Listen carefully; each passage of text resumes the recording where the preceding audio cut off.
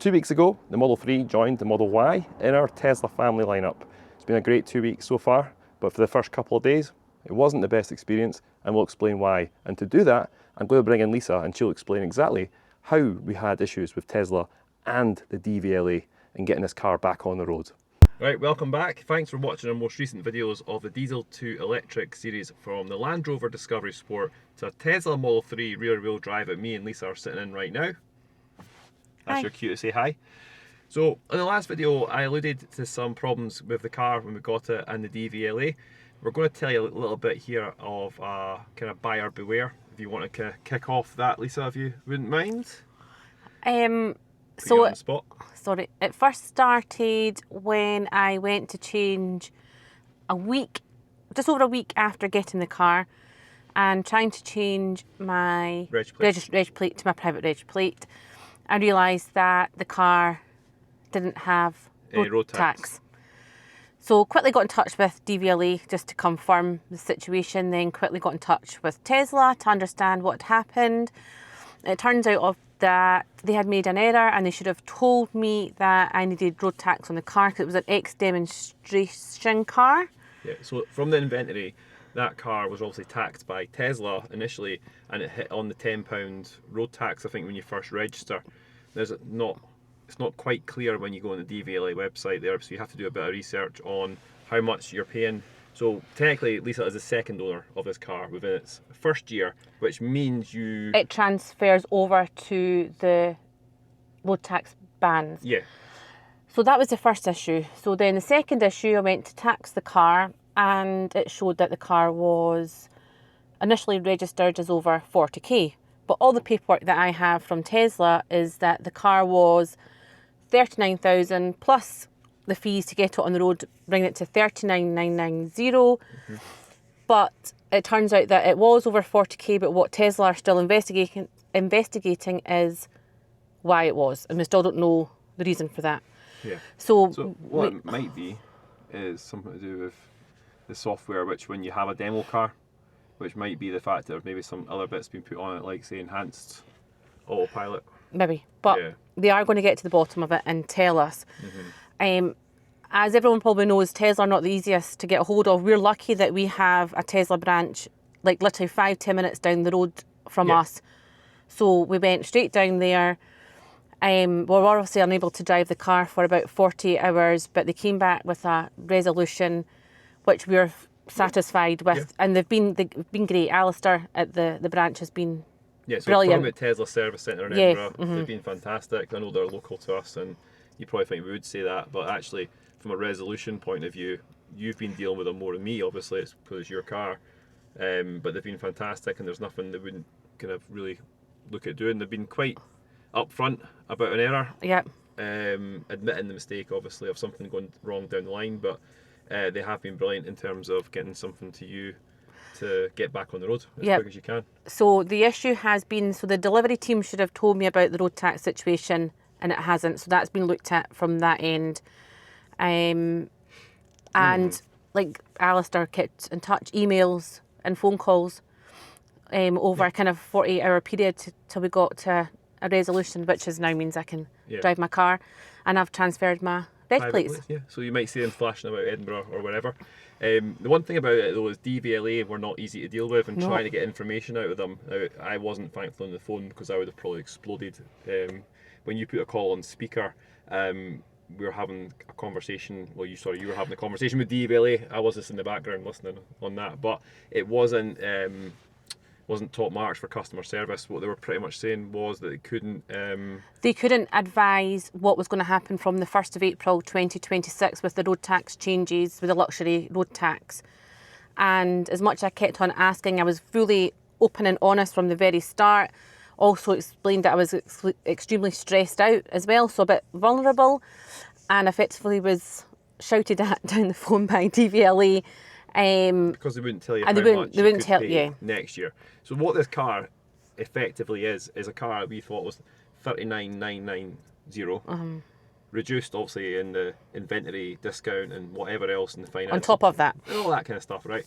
But then what the DVLA couldn't tell us was or what it did say, sorry, was likelihood is this car would still pay the luxury car tax rate April 26th for the next 5 years, if you look up the DVLA rules. But what it should have done probably was not done that. It would actually pay just this year. I think Tesla are now covering that cost. They are. Kindly, thankfully, until they investigate and obviously come to the proper resolution. But you probably find though, like Tesla, don't get a good rep for certain things, but initially they've come to the rescue, I think, on this one, and they've helped us out. Oh, sorry, helped you out, I keep saying here. As I say, well, Gary thinks this is his car, yeah. The passenger here on this one. But look, a bit of buyer beware, really, I think, on that. Just due diligence. And ultimately, and then you probably get some comments about this, if you've ever had a similar situation like this, you've never come across this buying a car from a dealership type from before. The onus is on... The onus is on the buyer, the driver, to make sure that everything is in place. But Tesla do follow a kind of unconventional way of buying a car, which I've never been used to. I've been used to someone tell me all the steps that I need to follow, and I basically just sign on the dotted line. Whereas it's been a bit different this time, but it's worked out, and I love my car. It was a bit of a stressful and frustrating kind of 40 hours. Yeah, and then when you've got enough stress in your life with kids and everything and work, you don't need that on top. So dealing with that during the working week wasn't easy, but now we're here now. You've got the Model 3 rear wheel drive, and we're going to do a bit of a deeper dive now into reviewing it. I'll probably leave you to it because I don't think you want to do this, do you? You want me to just do it all myself now? I'll leave you to it. Fine, fair enough. Okay, doke.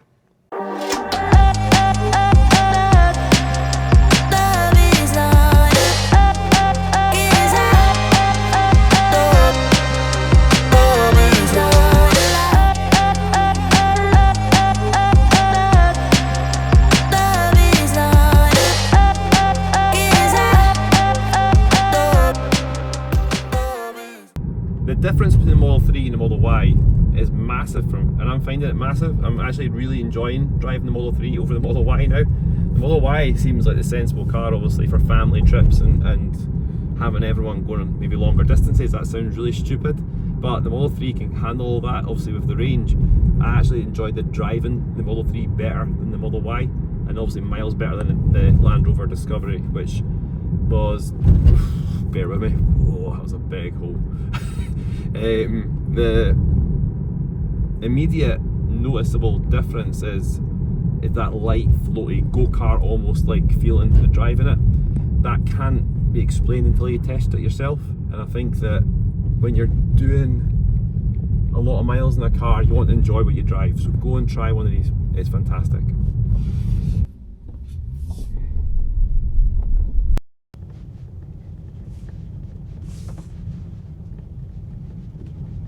One of the first things you notice about the Model 3 is the suspension is much more refined and much more smoother over bumps than the 2025 and previous Model Y. Probably comparing that to the previous Model 3s as well. I haven't got any experience of that, but the difference in the build quality overall is superb. There's just a really softer, less harsher ride compared to before, and I think that makes a huge difference when you're comparing the build quality of Tesla to other models, which Tesla did get a bad rap for previously. They've done a lot of work on that, and when you come across roads or not really kind of smooth roads like that kind of lane almost we were in there, you did feel in the Tesla Model Y or in the Land Rover that was really quite bouncy. That felt quite much more smoother to me anyway. I'm avoiding some of the deep potholes here because I'm not actually want to puncture a tyre.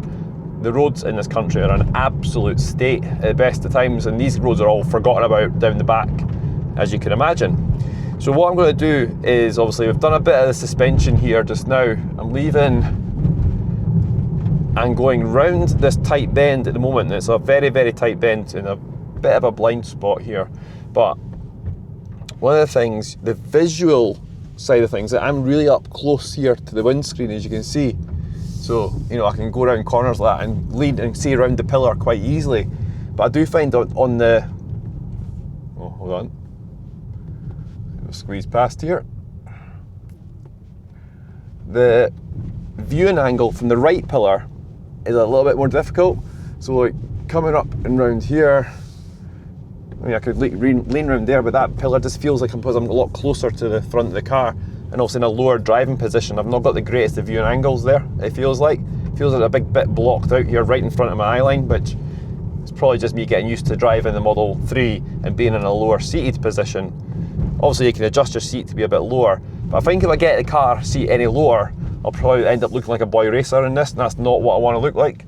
So I'm going to just take a little turn around here, put the pedal down, the acceleration there, feel that. Now this is just the rear wheel drive version here, but that is quite nippy.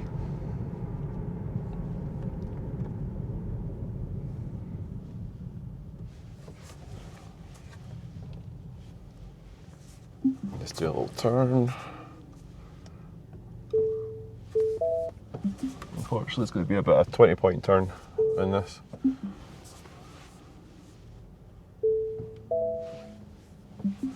That gets annoying a little bit. Obviously you got foot on the brake. I'm going to have to quickly do this. There's a car coming. I'll show you one of the features here which we don't have. You just kind of saw it in action there. So when you're doing a turn, this is the worst possible spot here, you can't see anything. On screen here it tells you with your controls, you're in drive, neutral, reverse or park. Now without you having to go back and forward, back and forward and back and forward all the time, if you have to do quite a few turns, what you can do is put your foot on the brake. When you get to here, put your foot down, pops up, says to activate reverse, turn the steering wheel, foot on the brake, both ticks, and it automatically puts you into reverse, as you can see. And it comes up again, brake, turn, into drive. Stop again, brake, reverse, now, kicking in, brake, turn the wheel to the right. Much easier. That really does negate a lot of the questions about not having a stalk here, which we've got on the Model Y. That Model Y one would have to be obviously flicking about on the right hand side to do that. So you don't have to do that in the Model 3, and that's a great addition here, just having your controls on the screen. In terms of everything else, let's have a quick look through the settings. Your controls and dynamics. I'll just take this off here so you can see it a bit closer. So your controls and dynamics here are very similar. This is the rear wheel drive version here, so we have chill and standard. Your steering weight, I like it set to light because it keeps that floaty light feeling with the car. Auto shift out of the car, meaning when you're parking in multi-point turns. I just showed you the fact that it does it on here automatically for you. Charge limit in this car set to 100%. We've not done any major charging sessions apart from one session at a Tesla supercharger in this car. The low power mode is set to auto, which means it drops to 20%. Things will automatically switch off. The charging pads is a new feature down here. And yes, not much else in there to tell you. Auto steer is switched on, and I prefer having that on the motorway. The speed limit's set there. You can set whatever you want it to, if you want that any particular way. I don't like that having it too late or too early, so I keep that in the medium setting for the forward collision warning. And all these other settings here are all very similar to most of the settings you'd probably used to. And in lights, I just have adaptive headlights switched on. So when it comes to going around the corner in the dark, you're not going to be blind in approaching traffic. And the all-important accent lights, which Lisa was so keen to have, and turned down the Model 3 standard because it didn't have that feature. That's got that in there, and you can play around with those and have the settings sync to your music and all that as well. All very cool. Heated seat on, which I do not need. Appearance of this actual dash itself, change it to light, makes it a bit easier if you're reading in the daytime, of course. And your scroll wheel function, you can amend that scroll wheel function to do multiple different things there. Set the glove box. I don't tend to use that too often for anything else myself. Everything's set to British, and we're not scheduling too much things here. Going into safety, having Sentry but excluding home. We've got, don't have a need for that to be on. 1 minute length of clip, you can play around with that. camera-based detection, which can drain a bit more battery. In my experience, having that switched on means when someone's near your car, it triggers the warning rather than just actual physical contact with the car. Service, software, navigation, trips, everything's pretty similar. And from there, the audio settings as well, you can play around with those too. So, all in all, no, the settings isn't too dissimilar to a standard Tesla that you might be used to before. If you haven't seen one, go have a look and try one of these out. Right, so let's take a quick look at the Stealth Grey Model 3 rear-wheel drive 2025 edition here in a beautiful sunset. I only film when it's sunshine is out as well. So from here, I'm going to pop the frunk.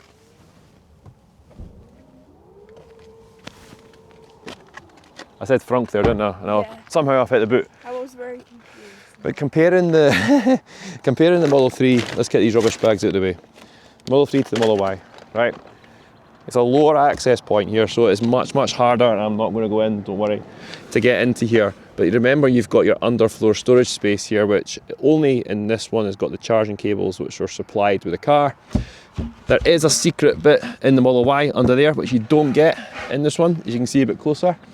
It's actually all sealed, got the Tesla emergency kit down here, but you still have your side pockets down the sides as well. They're not as deep, or they're a little bit there. There's no fridge for this one, see, but don't think we'll need that. Anyway, I digress. Two side parts there, but that, if you take that out, that's massive underfloor storage in there. Everything's premium finished. Let's go around the front. And for one bit, open the bonnet. Because we're British, we open a bonnet, not a frunk. I love the Tesla logo in dark. Oh, part of new car. One thing the Model 3 kept, and the standard Model 3's kept as well, is the premium finish in here. Because the Model Y standard edition didn't, and it's looks completely different. If you look at one of my previous videos in the reviews, it looks very stripped back and a bit too bare, if you ask me. But this is solid. There's no plug in here, but you've got decent depth in there to hold some small stuff. A very small, I'd imagine a hold all more than anything else, rather than any kind of little suitcases or anything at all.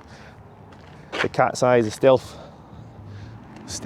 The cat's eyes? The look of these here. I'm not okay today, no. These look I think much more sleeker than what you have in the previous Model 3, where it's more the bug-eyed shaped ones like the Model Y had previously.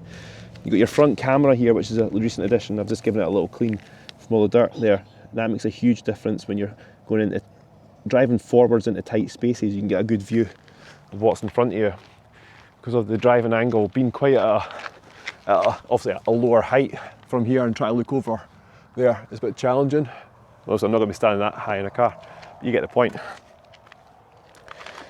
In the back, right, I'll go in the back here because no point in putting a kid in there because an adult to fit in here. If you look in the back here, and you can see I've got plenty of headroom at the back. I can quite nicely relax in here as well. Could fall asleep actually, and it's probably a good time almost to do that. But you got your back screen as well with all the controls and ventilation. In games, you might have seen these kind of things before. Back seat pocket holders from the front. You've got two USB chargers down here. And one thing I love much more floor space under here because you've got it completely flush along the bottom, because obviously the battery in the electric car sits underneath the car. Now, being a rear wheel drive version as well means there's plenty of power coming from the back, and also this car runs on the 18-inch Michelin tyres there. You can't see them because they're absolutely filthy. These covers came with it. We'll probably change these up at some point. Oh, don't tell Lisa that one. Right, from the back, obviously no rear mirror. Oh my goodness me, no back wiper. But we do have an automatic boot opener, as you just saw there. So my feet were here and I was here with my phone. So that opened on its own. I just found that out for the first time. There you go. Excellent. Let's move on swiftly. Security features, cameras, cameras, bonnet, and then the driver's side we've done a bit, but on the passenger side, plenty of comfort and storage, plenty of leg room. You can even just chill here and fall asleep at some point. You've got obviously all your standard gear in the car, and the finish I think is, you know, solid and just much more modern compared to the wood effect, which to me is starting to grate me a little bit. Mine's the Model 3 is just a better in-class version of Tesla. I think the Model 3 reaching now its maturity. It's slouched. It's reached maturity after all these years of being on the road. You've got much more refinement in the build quality. There was no panel gaps or anything in here at all. You've got, I think, premium Tesla and Tesla at its best. So the next test we'll do of this will be a range test, and the range test will take it further than what we've taken it so far, which has obviously been Aberdeen to Edinburgh, and that handled that no problem at all. We've got home charging, so we'll take it out somewhere and we'll give it a really good thrashing and see how far we can take it without worrying about battery range, hopefully. But this range, this video, hopefully has given you an idea that the Model 3, you know, is really the complete saloon car. Is it suitable for a family though? That depends on you. So leave a like, put a comment in the video, let us know what you think. Remember, 90% of our viewers are not subscribed, roughly. I'd love it if you could subscribe and get us to over 1,000. Hopefully by the time you see this, we are over 1,000 subscribers. But for those who are with us, thank you obviously again for watching too.